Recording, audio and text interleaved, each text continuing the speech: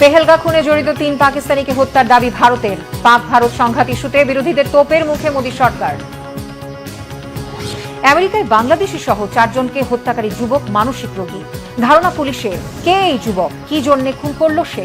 যুদ্ধ থামাতে পুতিনের হাতে আছে 12 দিন, মনে করিয়ে দিলেন ট্রাম্প। তুরস্কে শান্তি আলোচনার সম্ভাবনা। ইউক্রেনের 20টি সীমান্ত চেকপয়েন্ট বন্ধ করল রাশিয়া। যুদ্ধবিরতিতে সম্মত হওয়ার একদিন পরেই কম্বোডিয়ার বিরুদ্ধে চুক্তি লঙ্ঘনের অভিযোগ থাইল্যান্ডের। আত্মরক্ষামূলক জবাব দেওয়ার দাবি ব্যাংককের। এবং ভয়াবহ বন্যায় চীনে 30 জনের মৃত্যু। পানির নিচে তাইওয়ানের বিভিন্ন শহর। রোমানিয়ায় একজনের প্রাণহানি। ইউরোপে দাবানলের তাণ্ডব চলছে যুক্তরাষ্ট্রের ইউটা। জম্মু কাশ্মীরের পেহেলগাঁওয়ে গুলি করে 26 জনকে হত্যায় জড়িত 3 পাকিস্তানি বিশেষ অভিযানে নিহত হয়েছে বলে দাবি করেছেন ভারতের কেন্দ্রীয় স্বরাষ্ট্রমন্ত্রী অমিত শাহ। আর পর্যটকদের রক্ষায় মোদী সরকারের বিরুদ্ধে ব্যর্থতার অভিযোগ তুলেছেন কংগ্রেস নেত্রী প্রিয়াঙ্কা গান্ধী।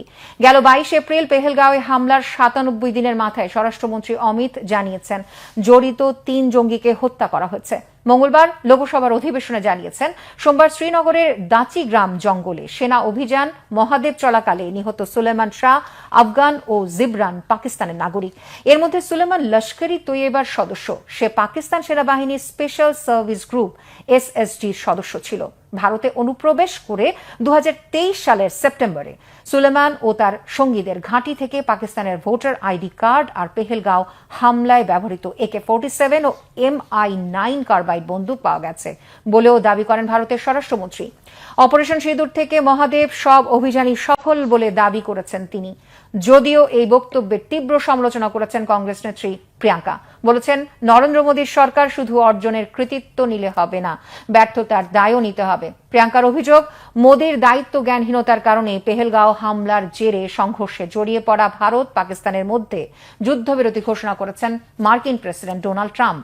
এদিকে আগের দিন সোমবারও বিরোধীদের বিক্ষোভে উত্তাল হয়ে ওঠে ভারতের লোকসভা। সোমবার অপারেশন সিঁদুর নিয়ে বিশেষ আলোচনার পরপরই প্রধানমন্ত্রী নরেন্দ্র মোদীকে প্রশ্নবাণে জর্জরিত করতে থাকেন বিরোধী নেতারা। বিরোধীদের হট্টগোলের জেরে দুপুর 1টা পর্যন্ত মুলতবি হয় লোকসভার অধিবেশন। বিস্তারিত মীর ফজলে রাব্বির ডেস্ক রিপোর্টে। আবারও উত্তাল ভারতের লোকসভা। এবার একাধিক ইস্যুতে বিরোধী নেতাদের বিক্ষোভ ও হট্টগোলে রীতিমতো নাজেহাল হলেন বিজেপি নেতারা।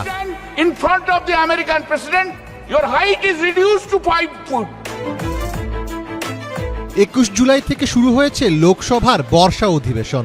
অধিবেশনের শুরুর দিন থেকেই প্রবলভাবে চড়েছে রাজনৈতিক উত্তেজনার পারদ। তবে সোমবার চরমে পৌঁছায় এই উত্তেজনা। এদিন যেন কেন্দ্রীয় সরকারকে কোণঠাসা করার প্রস্তুতি নিয়েই অধিবেশনে হাজির হয়েছিলেন বিরোধী নেতারা।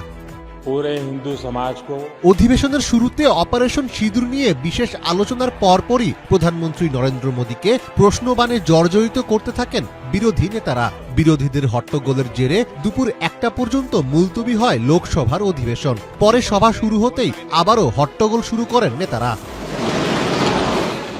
ভারতের প্রতিরক্ষামন্ত্রী রাজনাথ সিং তার বক্তব্যে দাবি করেন অপারেশন সিঁদুর চলাকালীন পাকিস্তান ভারতের কাছে যুদ্ধ বন্ধের অনুরোধ করেছিল, পাকিস্তান হার মেনেছিল। রাজনাথের এই কথার তাৎক্ষণিক প্রতিবাদ করেন কংগ্রেস নেতা রাহুল গান্ধী। এরপর অপারেশন সিঁদুরে ভারতের ব্যর্থতা নিয়ে কড়া বক্তব্য রাখেন রাহুল, যা শুনে এক পর্যায়ে মেজাজ হারিয়ে দাঁড়িয়ে যান নরেন্দ্র মোদী। মোদী বলেন রাহুলের এই বক্তব্য ভারত ও হিন্দুদের প্রতি অসম্মান। জবাবে রাহুল বলেন মোদী ও বিজেপি মানেই পুরো হিন্দু সমাজ নয়। নরেন্দ্র মোদী জি পুরো হিন্দু সমাজ নই হ্যায়। এদিন কেন্দ্রীয় সরকারের সমালোচনায় সরব ছিলেন অন্যান্য বিরোধী দলের নেতারাও। মজলিসে ইত্তেহাদুল মুসলিমিনের সভাপতি আসাদুদ্দিন ওয়াইসি তার বক্তব্যে ভারতের পররাষ্ট্র নীতির তীব্র সমালোচনা করেন। তিনি প্রশ্ন রাখেন, পেহেলগামে সন্ত্রাসী হামলার পর পাকিস্তানের সাথে বিমান চলাচল বন্ধ করা হলো, বাণিজ্য বন্ধ করা হলো, তাহলে কোন যুক্তিতে ভারত পাকিস্তানের মধ্যে ক্রিকেট ম্যাচের আয়োজন করা হচ্ছে? ट्रेड खत्म हो चुका है डायरेक्ट इनडायरेक्टेड। किस सूरत से आप पाकिस्तान से क्रिकेट मैच खेलेंगे?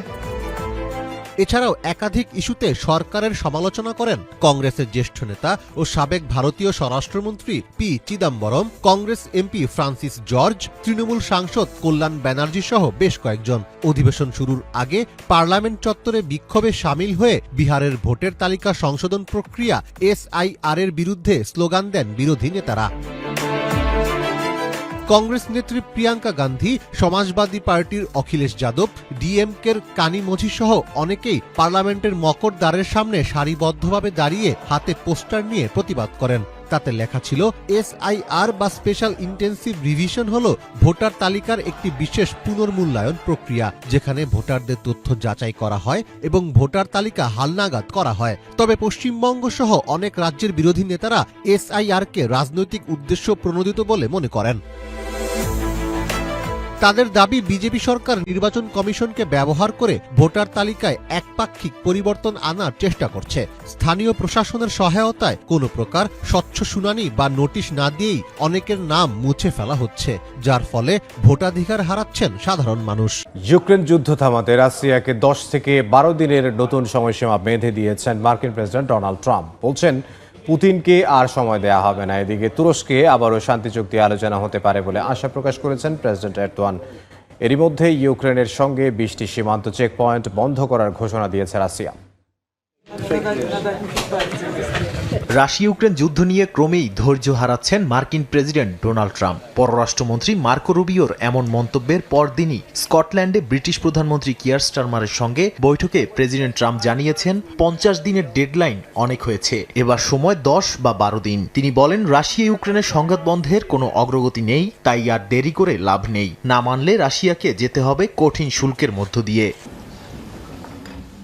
এমন সংঘাতময় পরিস্থিতিতে আবারও তুরস্কে শান্তি চুক্তি আলোচনা হতে পারে বলে আশা প্রকাশ করেছেন দেশটির প্রেসিডেন্ট রিসেপ তাইপ এরদোয়ান। রাশিয়ার মুখপাত্র দিমিত্রি পেসকভ ও ইউক্রেনের নিরাপত্তা মন্ত্রী রুস্তেম উমেরভ দুজনই তুরস্ককে আস্থার প্ল্যাটফর্ম হিসেবে স্বীকৃতি দিয়েছেন। এদিকে রাশিয়া হঠাৎ ঘোষণা দিয়েছে 1 আগস্ট থেকে ইউক্রেন সীমান্তের 20টি চেকপয়েন্ট স্থায়ীভাবে বন্ধ করে দেওয়া হবে। প্রধানমন্ত্রী স্বাক্ষরিত এক ডিক্রিতে বলা হয়েছে 13টি সড়ক এবং 60টি রেল চেকপয়েন্টের উপর এই নিষেধাজ্ঞা কার্যকর হবে। বিশ্লেষকরা বলছেন, শান্তি আলোচনা চললেও মস্কো এক প্রকার পাল্টা কূটনৈতিক চাপ দিচ্ছে এই পদক্ষেপের মাধ্যমে। এর মধ্যে মস্কোর আরেকটি বড় ধাক্কা এসেছে সাইবার ফ্রন্টে। রুশ এয়ারলাইন এয়ারফ্লোটের অন্তত 40টির বেশি ফ্লাইট বাতিল হয়েছে ভয়াবহ সাইবার হামলায়। দায় স্বীকার করেছে ইউক্রেনপন্থী হ্যাকার গ্রুপ সাইলেন্ট ক্রো। তারা জানায়, বেলারুশের সাইবার পার্টিসানসের সঙ্গে যৌথভাবে এই হামলা চালানো হয়েছে। এ কারণে শেরেমেতেভো বিমানবন্দরে একের পর এক ফ্লাইট বাতিল হয়ে যাত্রীদের মধ্যে হতাশার দেখা দিয়েছে। ক্রেমলিন স্বীকার করেছে এটি একটি গুরুতর হ্যাকিং। এর তদন্তে নেমেছে রুশ প্রসিকিউশন বিভাগ।